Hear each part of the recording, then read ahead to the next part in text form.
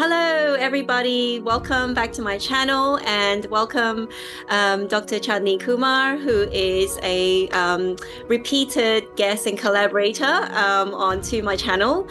She's a biochemist and a molecular biologist. So she also hosts her own channel called The Daily Dose of Honest Science. So if you have not paid attention to her channel, you must, because there's a lot of fascinating people on the cutting edge of research that she interviews. And it's good for people who are really into the technical stuff, but also for geeks like me who want to understand where the research is headed and what in future as doctors we may be able to incorporate in our practice. So I actually have a very, very quick question to ask, because you teach medical students, and I'm always curious as to these days, how do they address you? Do they call you Dr. Kumar? Do they call you by your first name? Like how do they address you? Random question. First of all, thank you very much for the invitation. I'm excited to talk about today the topic. For your first question, I think they address me with my last name. But some of them also call me by my first name because I give them the chance to select. That's why, yeah. So sometimes like this. But I try to be on a more personal side. But having this, still being a supervisor, being still the teacher, I want to keep that. But they should feel free to always ask me. So it's personal, but also a bit of distance. Does it make sense? Yeah, it does make sense. It's kind of, okay. I ask because here in Asia, a lot of the older generation, not older generation, but most generation, I should say, doctors are always Dr. So-and-so. Okay. Professional, I think maintaining professionalism, but I think now I'm seeing a trend. Exactly. Yeah, I'm seeing a trend of the younger generation who are using more hybrid terms, which I think it's actually really good because you're able to also open up the floor. Exactly. Yeah. I don't think there's never a stupid question. I think it's important to keep that open. So I was just curious because, different people have different preferences. So random question, fun fact. But so I'm really honored to have you again, because the title of today's topic is Measuring Time in Molecules. And who better than to have you as the expertise to explain all this and new discoveries around biological aging. So that's why one of the interests one of the emerging fields is actually in longevity medicine, or called geroscience. So we have all these molecules and that contribute to hallmarks of aging, because we understand that your chronological age is your date of birth age, but your biological age is like your tissue and cellular age. So I want to kind of ask a couple of questions. Because we're starting to use what we call biomarkers, which are ways in which we identify people's age. And if you haven't watched the series, please tune into the series about this to get a bit of background and context, because we're going to dive right into it. And the objective of today's video is to talk about proteomics and DNA methylation clocks, and also comparing them to other aging clocks, so the ways that we measure biological age, and so understand how these are being used in clinical trials to find interventions that can actually help to improve longevity or prolong lifespan, but also improve health span, or even slow down people who are fast agers, who have higher biological age. So I want to deep dive into this area today. And so if you haven't watched that video, it's called How to Tell If You're a Fast Ager. So the whole, if I may say that, the whole video series that you already did, I have to say everyone has to watch it. It's really, really good, very well done.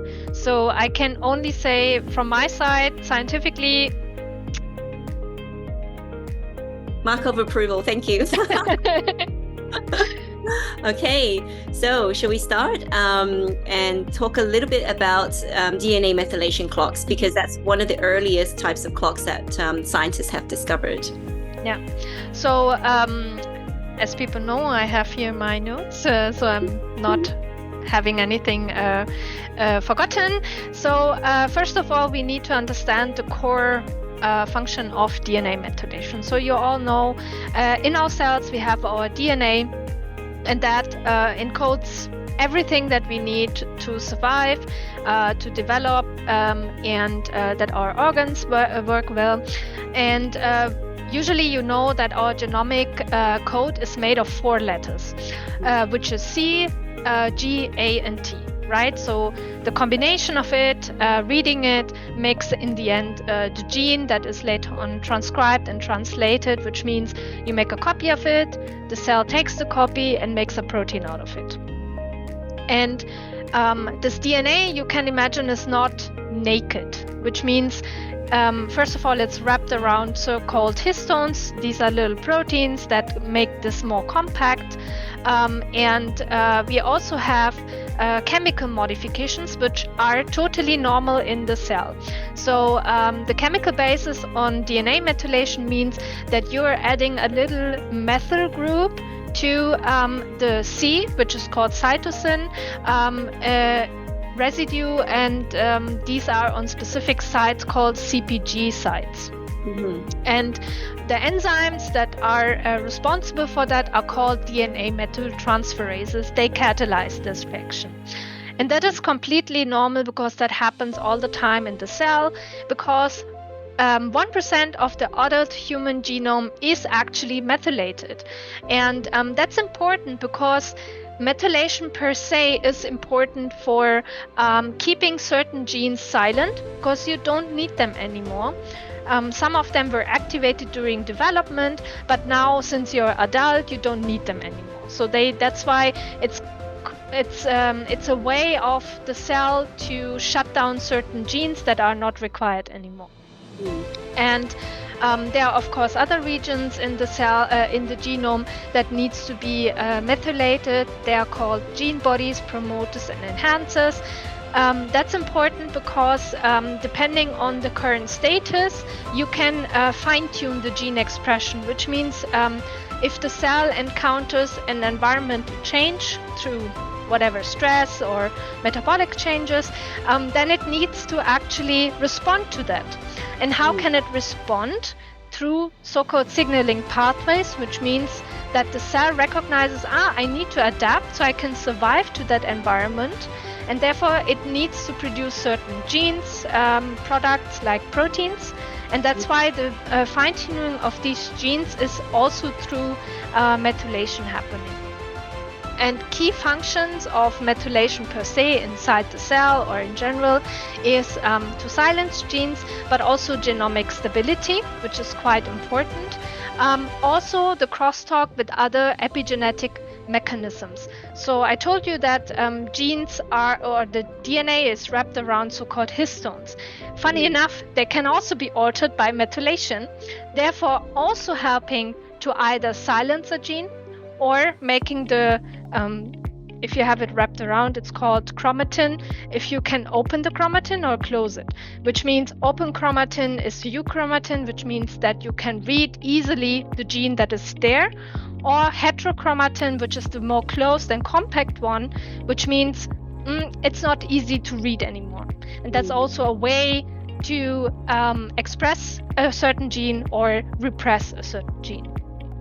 I always think about this type of methylation and epigenetics in a recipe book. So it's like you've got a recipe book, and then depending on the page that you open and turn, you make a recipe for this particular function or that particular enzyme. Exactly. So it's kind of like your own homemade recipe or your own unique recipe. Yes, exactly, because not every DNA methylation is for everyone the same, so it's a bit of a variation in there. Maybe importantly to know what happens when this DNA methylation is not correct anymore, is altered. So that usually is associated with cancer development, autoimmune or metabolic disorders. So in cancer, for instance, if you have so-called global hypomethylation, which means you lose the methylation, so you don't have a lot of DNA methylation left in specific regions that lead to genomic instability. That means your DNA can break more easily, and if DNA breaks, that has a huge problem because you lose information, and losing information leads to cancer development, or if you alter the information on the genomic side, it also leads to cancer development. Usually also you can have the opposite, which means that you have hypermethylation, so you methylate much more than you actually need, and that has been used in silencing of tumor suppressors. So these are genes to help to prevent the development of cancer, and that would lead, for instance, in gliomas, in colorectal cancer, that genes that have been hypermethylated, so usually they are not, lead to a better understanding if a certain treatment would have a better outcome on the cancer. So for instance, there's one where people analyze the DNA methylation of a gene called MGMT, and that one is a good predictor for a better response to a chemical called temozolomide in glioblastoma. So that one, for instance, predicts a bit better if the patient would respond to this treatment better or not. It's a good example for that. And of course, DNA methylation can be used as biomarkers, because methylation pattern can vary between a healthy patient and or a healthy individual and a patient, because if you have a tumor, you could figure out on liquid biopsies if a certain tumor has a certain signature, and that you find in the biopsy, and then you can trade it back to a certain cancer type. So that is as a biomarker seen. And what I find quite interesting was the link in obesity and diabetes. So if you have dysregulated methylation, that means either be more or less, that can actually correlate with genes that are involved in metabolic dysfunction, and therefore it's an option leading to obesity or diabetes. So as a biomarker, particularly now with aging, as I understand, one of the first clocks was the Horvath clock that was discovered. And what I understand from that clock is they were trying to look for ways to actually confirm, or it was validated against your actual age across multiple different types of tissues. So including, I guess, liver tissue, brain tissue, and then it eventually evolved into a Hannum clock called the blood-based clock. So they were looking at the DNA methylation in all these different organs and tissues and blood. And at that time, I understand that they were trying to correlate it to see how accurately they predicted your actual chronological age, which that was the first generation, I guess, of what we call these clocks. Exactly, yeah. But now we've actually progressed, and there's been the second and third generation clocks, which actually I think are more useful because we already know what our chronological age is, I guess, unless you're trying to identify, I don't know, a person who doesn't know when they were born. I don't know if that's possible. But nowadays, what we want with these clocks is, can it tell us if a person is much more likely to get a chronic disease or at risk of early death or mortality by using these clocks? So could you tell us a bit about this, because I'm curious about how we can use this and in research, and how it's being used in research, identify people who are fast agers, particularly with the pheno age and the grim age. Would you like to have a short deep dive into all of these clocks, so people understand for each clock what's different and what they looked at, so that we are on the same page? So DNA methylation, as I said, is more like a prognostic marker. And people were like, okay, how can we use the DNA methylation status inside an individual to get to know, as you said, what kind of biological age this one has. So the first clock that you mentioned, which was quite developed in the as the first one, was the Harvard clock, and as you said, it's a multi-tissue predictor, but that has quite good accuracy in predicting the overall age. But the problem is it underestimates the age in older adults over 60. So therefore, that's the first limitation, that you can only use it for people, let's say, between the 20s and their 40s or 50s maybe. On the top, it has a poor performance for brain tissue. So that's also something. So across all tissues, it poorly performs on brain tissue. And it's cell intrinsic aging. So it's more on a cellular level and lacks the link to mortality. So of course, if you go to a cellular aging, it's quite different to say that's the mortality risk overall for you if you only look on a cell level. Then, as you mentioned, the Hannum clock is like the more advanced version of it, where it is more blood-based. So people took the blood of patients and figured out that they also need to take care of the immune cells that are inside, which is not being used in the first clock. And they do see a strong correlation with immunosenescence, which means over time your immune system, and I think many people know that, it starts to be not that active anymore, like in your 20s. And when you compare people who are a bit older, you see that they have a decrease in their immune system. So that's called immunosenescence, which is completely normal. That's a normal biological process. But here comes the limitation. First of all, it's only applied to the blood. And the problem that we have is the confoundment by lifestyle factors. So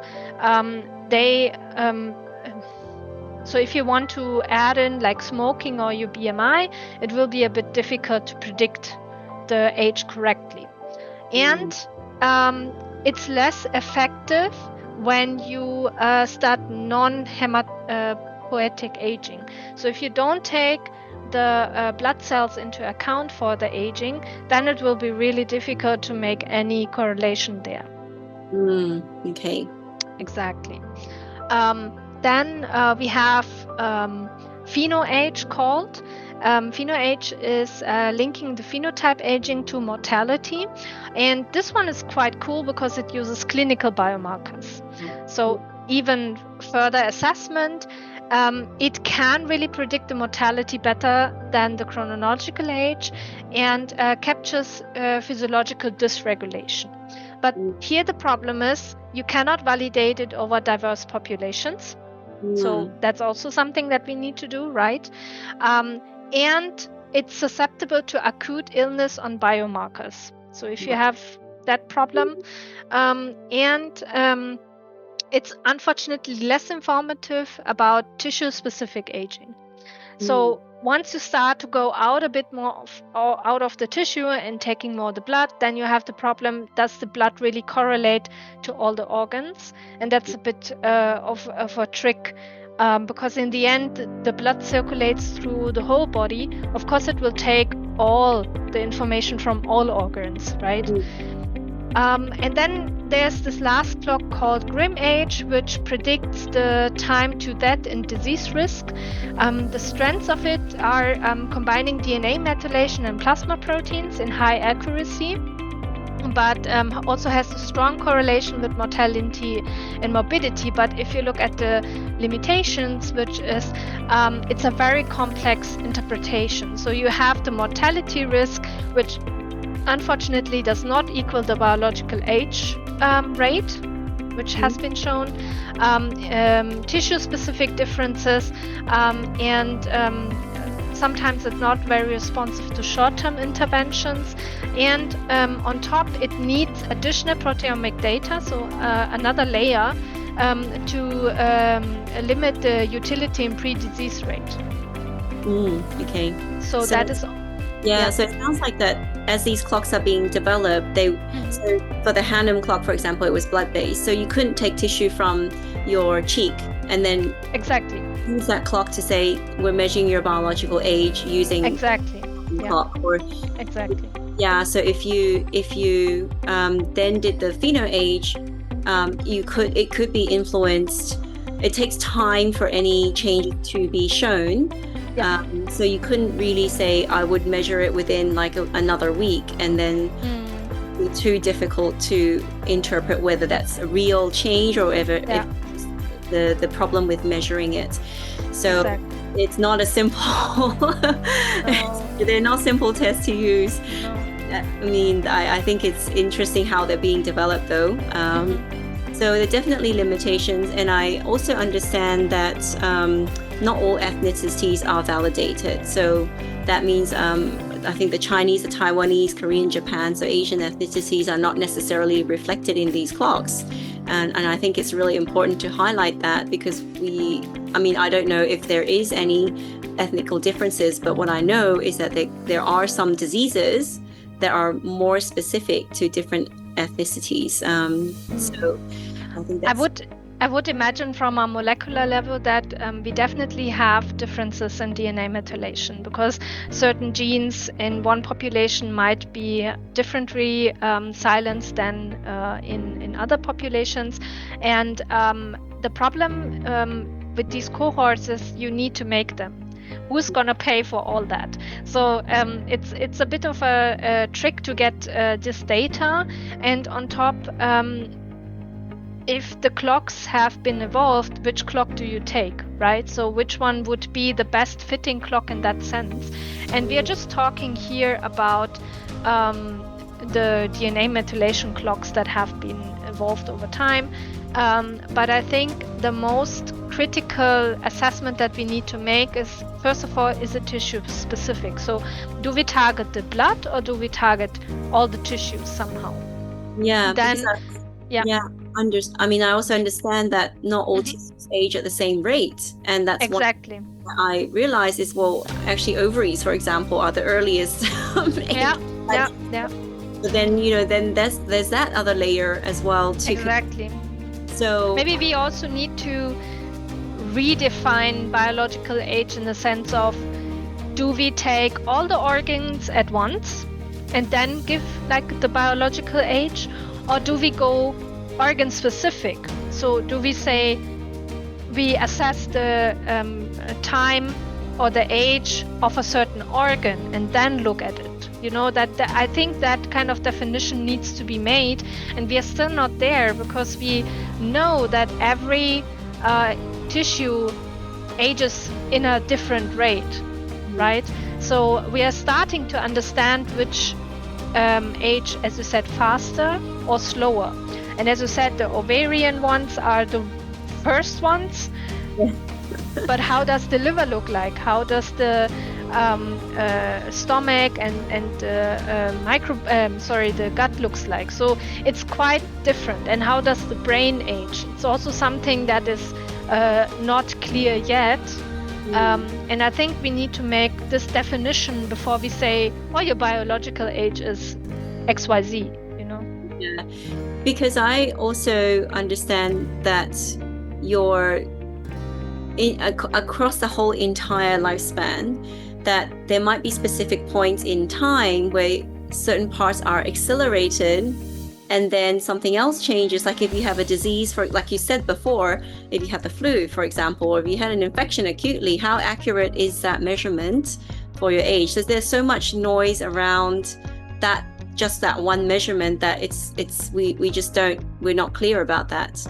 But anyway, I think that's why I think it's emerging, and we're just only starting to discover this. And that's one of my criticisms with all these direct-to-consumer tests of biological age, is that you as a consumer wouldn't know what clock they're using, because it's not published, and they don't tell you what they are, and then you might be collecting it from your saliva or your cells, and they're actually not relevant at all. Maybe also for people who want to understand why so many clocks have been developed is the problem is also environmental confounders like your diet, stress level, toxins that you're exposed to. That accelerates the age matrix as well. So I might be exposed differently than you, right? So it makes completely sense to also get into the environmental factors in. Also, how much someone eats processed food, how much fruits do you eat, etc., etc. And I think what is very interesting is the clinical utility gap. I think that's the most important thing, because strong correlation with mortality is lacking in therapeutic pathways. So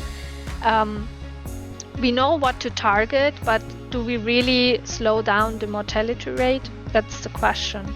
And aging is not a linear thing. That's It's also not. something, yeah. Yeah. So I guess in terms of using it as a tool or a predictive tool for biomarker, or even just to see whether or not interventions are making a difference. I guess in some ways we do want that if we were to develop interventions, and if we presume that aging, the pathways and hallmarks of aging are the actual underlying mechanisms of chronic disease. If that is the goal of the geroscientists, then we do need to have a biomarker, because we can't just do an intervention and then wait for people to die of the disease. It would just not be possible to do that. The surrogates to tell us, what potential is there. So that I guess that's why it's so interesting at the moment. Just to give the people why it's so hard doing biomarker research. The problem is you maybe find, like, say, 5 to 6 candidates that are quite interesting. But having a biomarker means, A, it needs to be stable across time, because it doesn't make sense if it's degraded after a few hours, or then you cannot analyze things.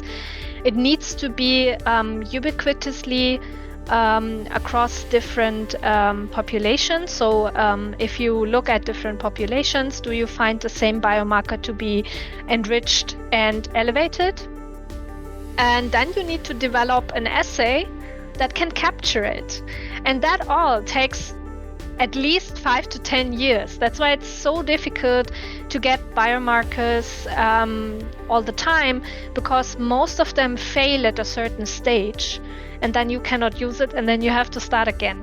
So that's why it's so difficult to have biomarkers done, and that's why people go into going a bit away from only looking at the DNA and looking at the transcription level, which means your RNA levels and even protein levels. So that's the cool thing, because looking only at one specific thing will not reflect what's happening on the other. And that's a huge thing in science, that we are going from looking only at one thing, we go globally, and that we term as multi-omics. So that's why now the proteomic clocks, or can you explain it? Yes, I'm excited because I'm working in that field a lot, so I can give you like the insights. So first of all, we need to maybe make the foundation of why should we, or I ask you the question, why should we look at the proteins in general? Well, what do you think? Well, my guess as a physician is proteins are the building blocks for many physical structures, organ structures, but they're also signaling molecules. And I understand, enzymes are built on proteins, and one of the hallmarks of aging is proteostasis. So if there are dysfunctions in those areas, then the signaling and the structure of all those things are going to be impacted. So that's my very kindergarten understanding. No, but you got the essence. So we do have, so I always like to explain it in such a way. DNA is our master copy. It contains, it's like a book that contains all the information, right, about you, about how to build your organ, etc. Then you have the RNA, which is like a copy out of it, because you don't want to copy your master copy all the time because it breaks at some point. So if you would have your book published 10,000 times, at some point your old version, the first, will look very, you had these old books in your hands, right? And they look yes, exactly. And then comes the proteins, because in the end the RNA makes most of it the proteins. Of course there are also other RNAs, but that's not the topic now, which in the end translate to a protein. And in the end the protein is actually the worker in our cell, so it does everything. If you need a plumber, you have a specific protein for that. If you need a doctor, there's another. They all have their tasks that they need to do, so the cell actually can respond to every environmental change. Either be you have eaten something and you need insulin, so in the end it's a cascade that translates to a protein is actually doing something, so you can have insulin to lower your blood glucose level, right? So it's all that kind of thing. And people were like, okay, if DNA methylation is not really something that is so straightforward, why don't we expand our clocks on proteomic clocks? So it's quite, let's say, new in the sense of we study all the proteins in our blood, because that somehow reflects a bit more on also organ level, what is actually regulated in which way. And usually when we look at proteins, we want to have like a high throughput screening, which means you give a blood sample and you have like 20,000 blood samples from patients. You want to assess them as quick as possible, right? So what people try now to establish are mass spec methods, so mass spectrometry methods, but also aptamer-based platforms using specific enrichment methods or assays to study these proteins. And they do show a predictive measurement, especially in the plasma levels, and some of them outperform even the methylation clocks, because you are not looking at one thing, you are looking at the global protein level. Therefore, it helps to predict the health outcomes a bit more precisely. And the advantage would be, of course, you would have a direct readout of lifestyle changes and pharmacological interventions, because we know, and this is known, if you, and that is also something, these enzymes that do DNA methylation are also targeted in the clinics. So if you have an intervention of this by using a certain drug that inhibits these enzymes, of course the DNA methylation will be going down, right?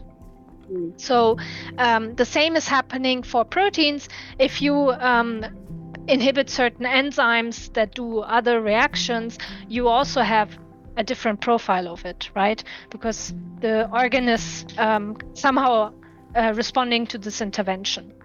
Yeah, so it seems like it's a step closer to being able to translate a bit more into what we want to know is exactly, are there ways, and it sounds like are there ways that we can actually slow it down in people who are fast agers? And I think also particularly because we do have a lot of I guess parallel research in looking at how lifestyle is impacting on health outcomes. So we want to be able to, I guess, measure which of these particular proteomes are having a big impact. And I guess ultimately it is to personalize the intervention for the individual, because we're all in response to different interventions. Yeah. So it's is there anything else you want to add to that? If people are interested, I would like to give 3 protein clocks that right now are quite developed. What are the key features and maybe why it's not the perfect one? But I think it's cool that science is evolving and understanding how aging works on the protein level, but also on the cellular level and in the whole system So the first is called ProteAge clock, and so they used a specific platform to measure these proteins, and they could train artificial intelligence. So it's a model that they built on roughly over 200 proteins. And the cool thing is it can predict chronological age with high accuracy. No? And the cool thing is that they could validate this one over the UK, Chinese, and Finnish population. So it's taking the Asian population, it's taking the Caucasian population, and therefore you already have a good indication if this prediction would work. And the strength is that it can predict diseases very strongly, and they have tested 18 chronic diseases, and for instance cardiovascular or neurodegenerative diseases, and it is strongly linked to multimorbidity. So using this clock, it can actually tell you how likely you are to develop a certain disease, which is really cool. Then it's functionally relevant because it includes protein that are already involved in hallmark of aging. So some of them is like elastin or collagen, and also some extracellular matrix remodeling proteins that are important. So extracellular matrix means if you take your cell and the next cell that is next to it, right? And then they both are quite not attached to each other, but they do crosstalk with each other, and that is also happening to this extracellular matrix, so that you have like a layer outside that helps the cell 1 to communicate with cell 2, for instance. And over aging, in the process of aging, that changes, and that can be predicted to this cool clock, and it has the utility to be translated because it outperforms the DNA methylation clock in predicting mortality and frailty without requiring composite biomarkers. So it means by studying with this clock, you already can say that what kind of mortality rate you would have if you keep on going with your lifestyle. That's one thing, but there's a key limitation or two. It's a platform dependence one. So the assay that was made was with a specific, so this company is very known in the mass spec field, and you need to have the specific platform because it was tailored to that specific platform, which of course is a bit difficult to implement in the clinics because you're relying on only one company, which should not be the case. And the overall proteins that have been selected are quite low. So usually you detect much more proteins, but you're just minimizing yourself to only that group of proteins, and maybe you will miss out on other proteins that might be a bit more predictive. So that is the disadvantage or the limitation of this clock, let's say. And is that because of a cost issue, or is it just that? Yeah. Okay. Because so they have I think the most reasonable thing is that they developed this assay only on these proteins. So it's if you would have developed the assay on 1,000 proteins, it would have been more costly. That's the main problem. Yeah. Exactly. Then another one, they have the proteomic aging clock, or PAC called, or PAC.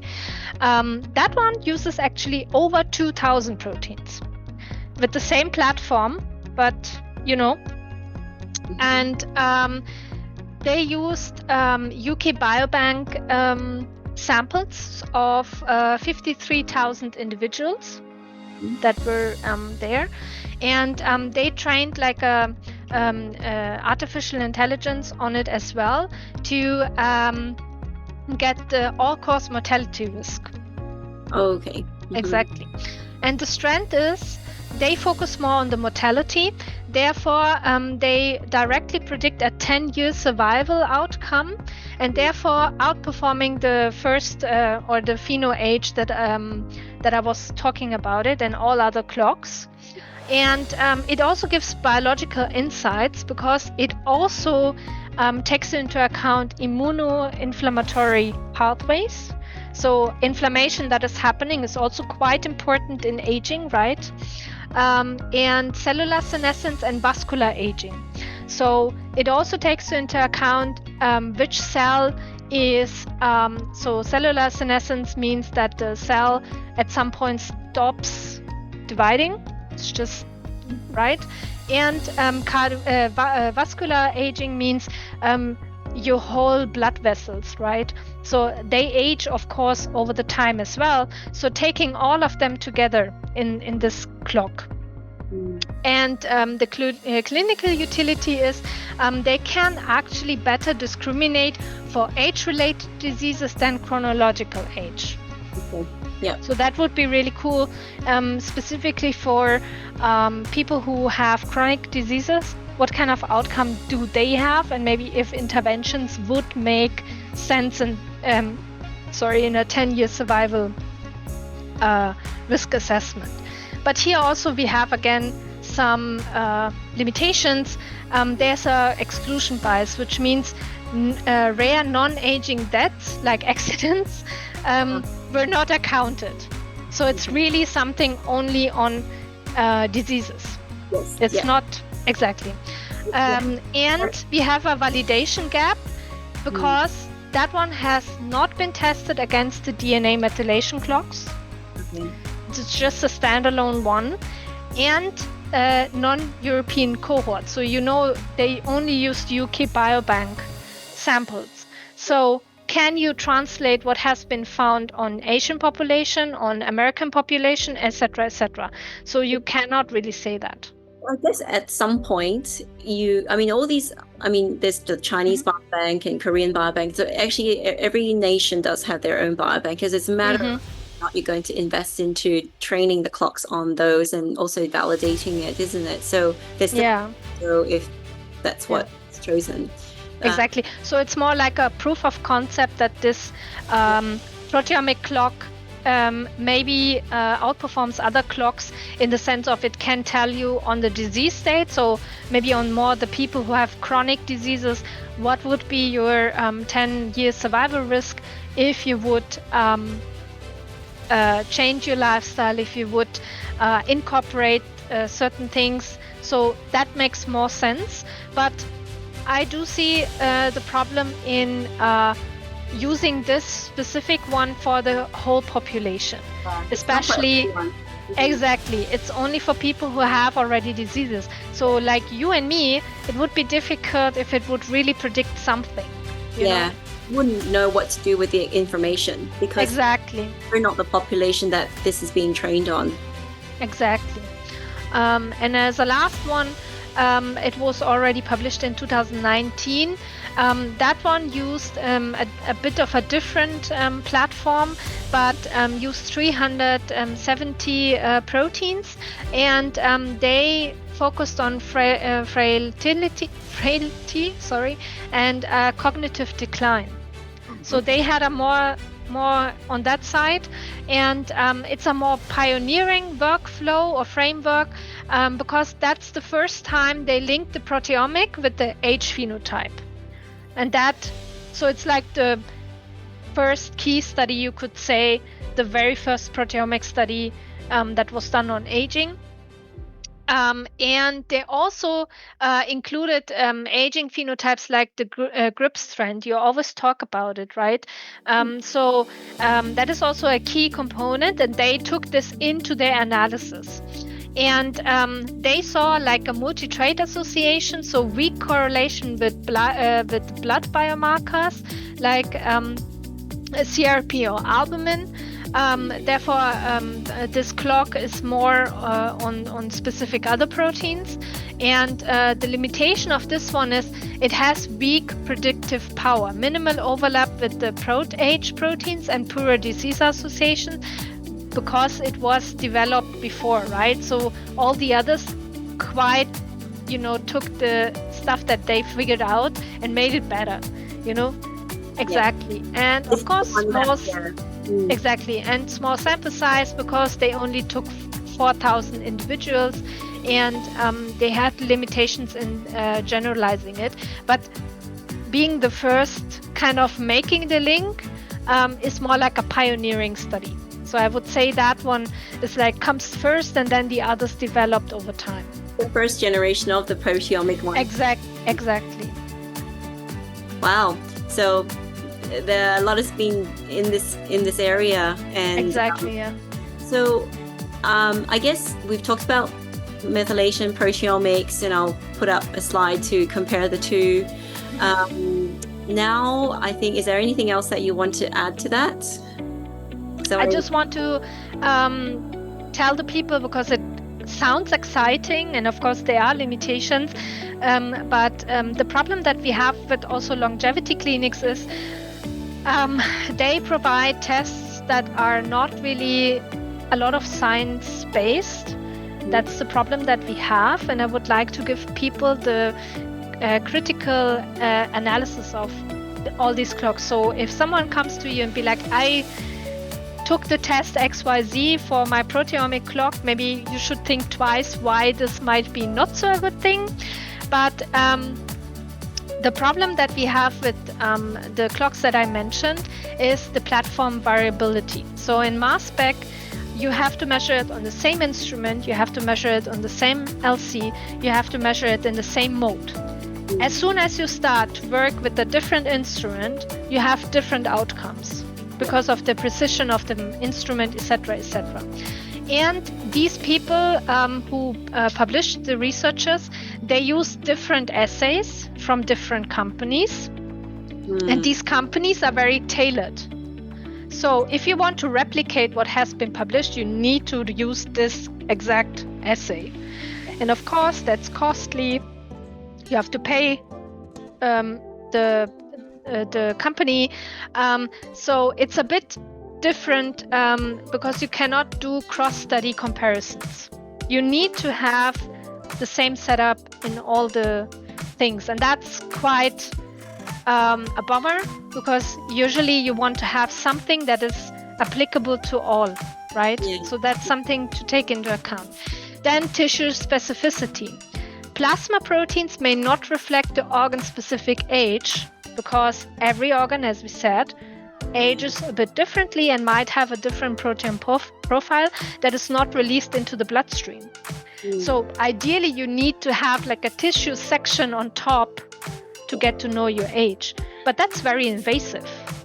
Yeah, no one's going to allow you to sample their brains. No, but it's something that you need to take into consideration, right? So we always talk about blood sample or like a swab or so, but sometimes you need to go into the organ to get the insights, because it's not reflected in your liquors or the brain water that you have, or in your blood, or in any other system, right? So that's quite that we need to take into consideration.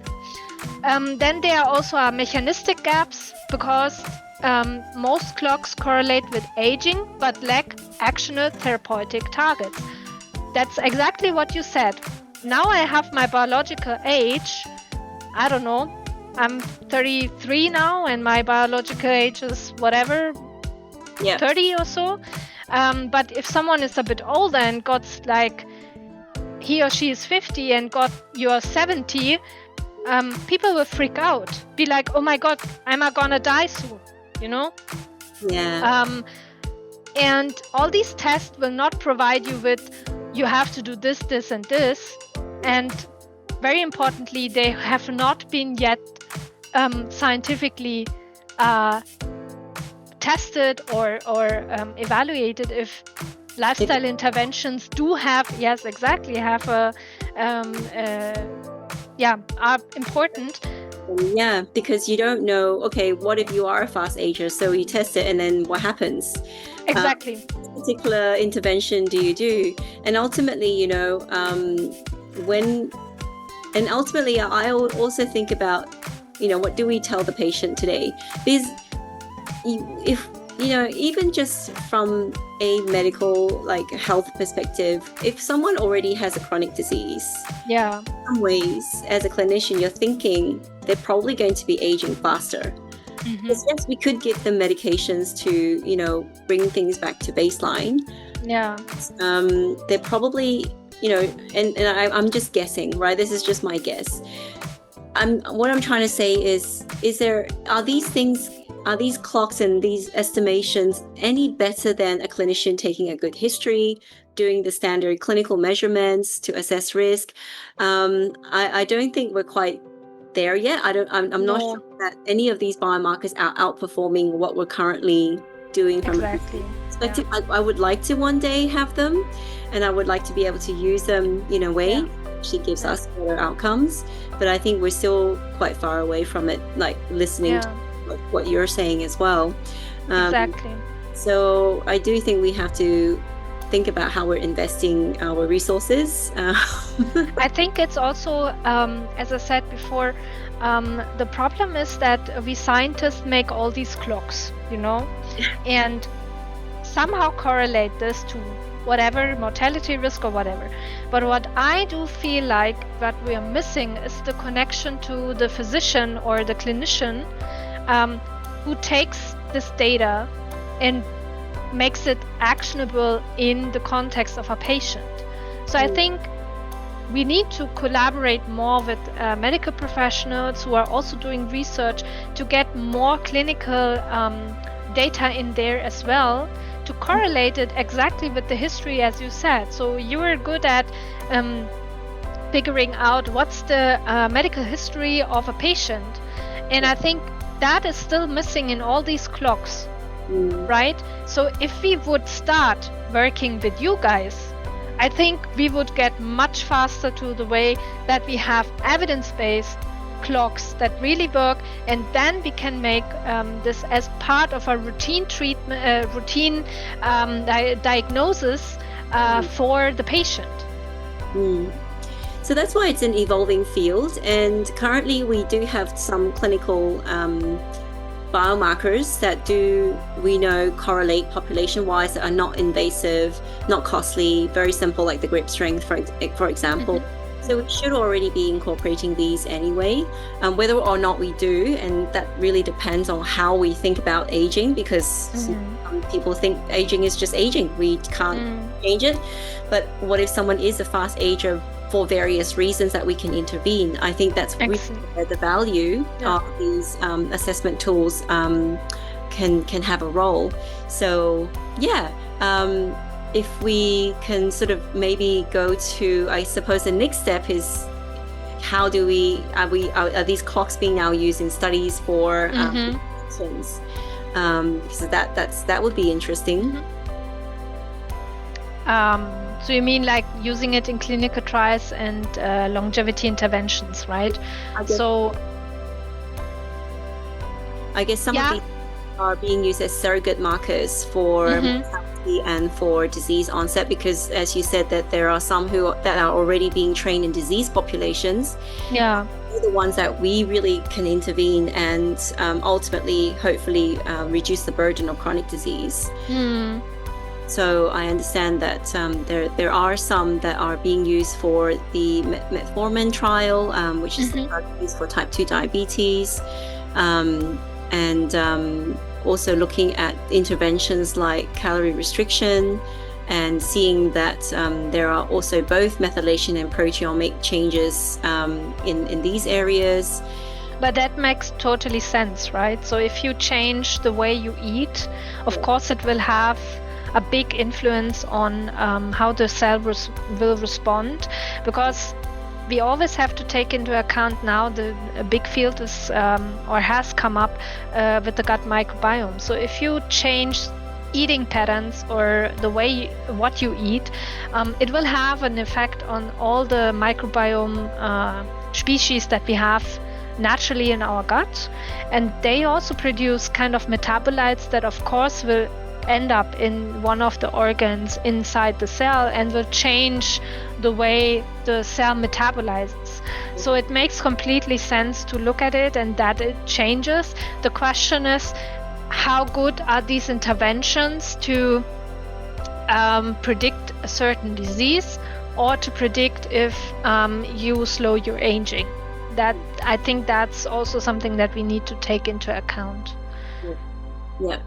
Yeah. We need to know that these interventions are really making a true impact and outcome. Yeah. So yeah, and that goes with other things like supplements as well. I think there's a lot of interest in using things like NMN and other natural substances to also test the reaction of these on these clocks. And I know of some that are using epigenetic age clocks to see if there's an effect. But still, many of these are population specific. They're looking at a population that are already fast agers or they are chronologically older to look for effect. And there seems to be some promise. So I think we kind of need to wait and see. Yeah. But on the terms of supplements, I think the biggest problem that we have with supplements, and that also something in social media is very prominent, is that people promote certain supplements which also doesn't have really a good evidence behind it, a good scientific evidence. We only know by rodent studies or by small population studies, as you said, that they might have an effect. But when let's break it down on a more molecular level. You take this supplement, and the supplement is taken up by your gut and reaches the organ that you want to rejuvenate, let's say.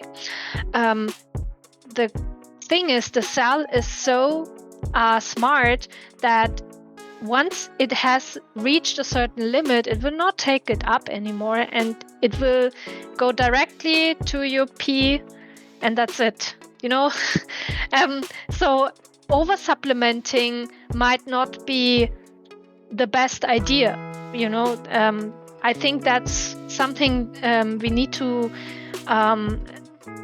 take from a global perspective to a molecular level, that we have to understand that our body is made in such a way that you cannot or should not overconsume, because it knows its limit, what it needs, and everything else is most likely be flushed out by the system because it doesn't need it. Yeah, so it's basically expensive pee, and this is I guess I think people think, if I take this, it's a hope pill. It's a hope pill, right? Yeah. How much of this is then placebo? Yeah. You're rejuvenating by placebo. You never know.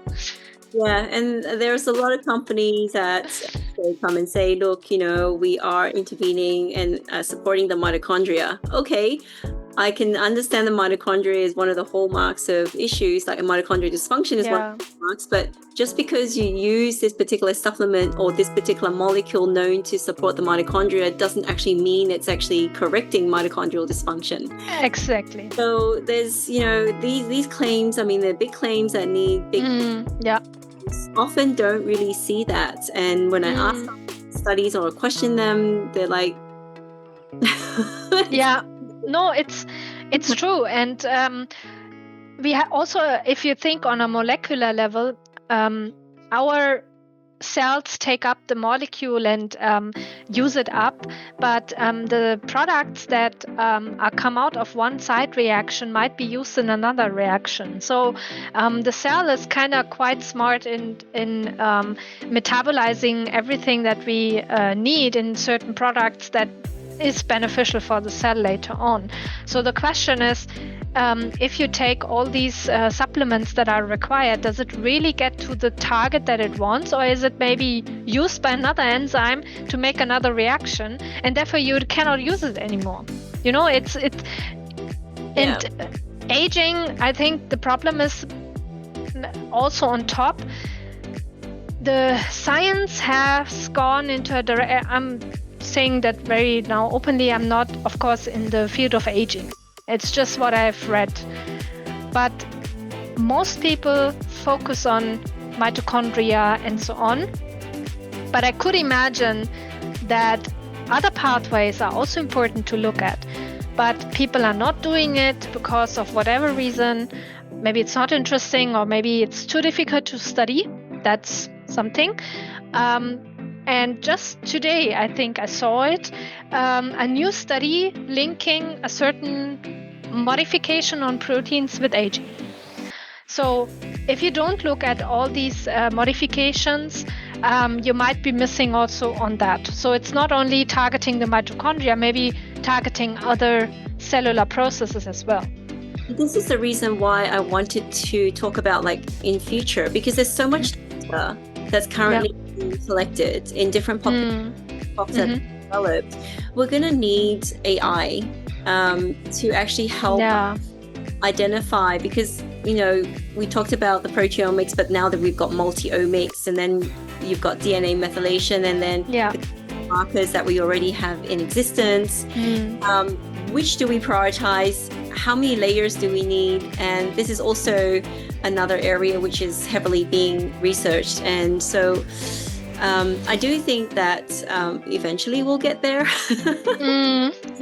We need the assistance of artificial intelligence to help us make sense. Completely.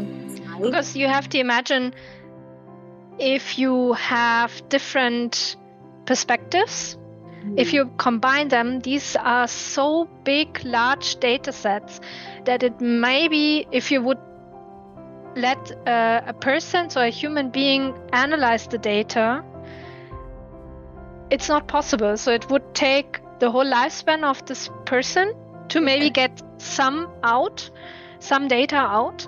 And artificial intelligence is good in taking multiple viewpoints, because one person could have a certain narrative and then it's biased again. So you could train the model in such a way that it's not biased. It depends on the data, of course. The input data is the most important one. But if you have really unbiased data from genomics, so you understand the DNA part, you have proteomics, so you have the protein part, you have transcriptomics, which means the RNA part, so the copies that we need, and metabolomics, which means all the metabolites measured. If you have that all in one package, dump it in, and maybe some clinical stuff on top, maybe also including gut microbiome, all that kind of interesting what is now coming up, then we might find patterns that are important to follow up, which has to be validated, of course, in science, in the science lab, but also in the clinical, because if you do different populations, you also need to verify if it's in general or if it's in a certain population. And I think that's the way to go. And there was a preprint just published some months ago called Omic MH, which is actually such a model that integrates all of that and kind of gives you the kind of the most advanced clock that we can have. But as I said, it's a preprint, so it's not peer-reviewed. So it means we need to wait. But that would be like the next generation of clocks. The third generation. Exactly. Yeah. So that's interesting. And I do believe that, I think future, there's no one human can have all that data and then compute it. Yes, no. Brain would just burst. It's already hard enough. Exactly. Yeah. But we need like bioinformaticians, mathematicians, physicists who understand the data, understand the structure, and can make mathematical models that can help us biologists to interpret the data, and of course clinicians. But I think we are not there, especially what longevity clinics are doing. They say we are already there, but I don't believe that. So it's still a bit... It's still very new. I mean... Exactly. I have thoughts, my own ideas about, what we're actually doing right now. And what we're doing right now is really is really good medicine, in the sense that we're looking at not just the disease itself, but we're looking at how do we maintain health, how do we maximize that and optimize that. So exactly, yeah. Different perspective to say traditional medicine, which is focused. Yeah. But I still have to say that it is currently, the area of lifestyle medicine, which is something that I've always been interested in, even in medical school. Now we have the term called lifestyle medicine. 20 years ago in medical school, it was non-existent, but that was a concept in my mind about how we could collaborate. And I think there are commonalities with longevity, because I do what I think the serious practitioners do is the lifestyle aspect. Yes. I think most of us will agree that in order for us to in future be able to enjoy the benefits of discovery of science and research is seeing it through lifestyle, so that we are going to be living long enough to enjoy, to be able to utilize some of these benefits, and also to personalize these interventions, because it's not universal, because we're all different in the way that we age, but at least we appreciate that now.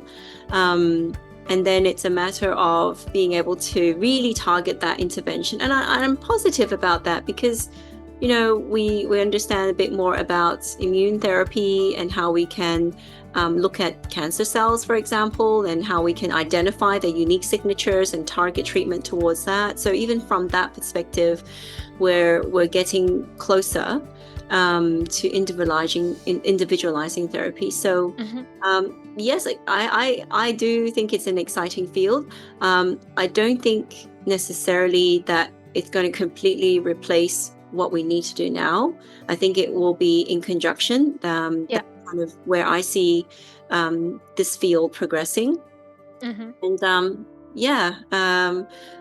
let's keep talking about it. So is there anything else that you want to share? I'm just looking at it, but I think most of it we have done. So these are the key limitations right now that we have. And I hope that everyone appreciates our discussion, our critical discussion about these clocks, that they can understand what's on the molecular level and what does it correlate in the clinic and on the patient side, if you have like a chronic disease.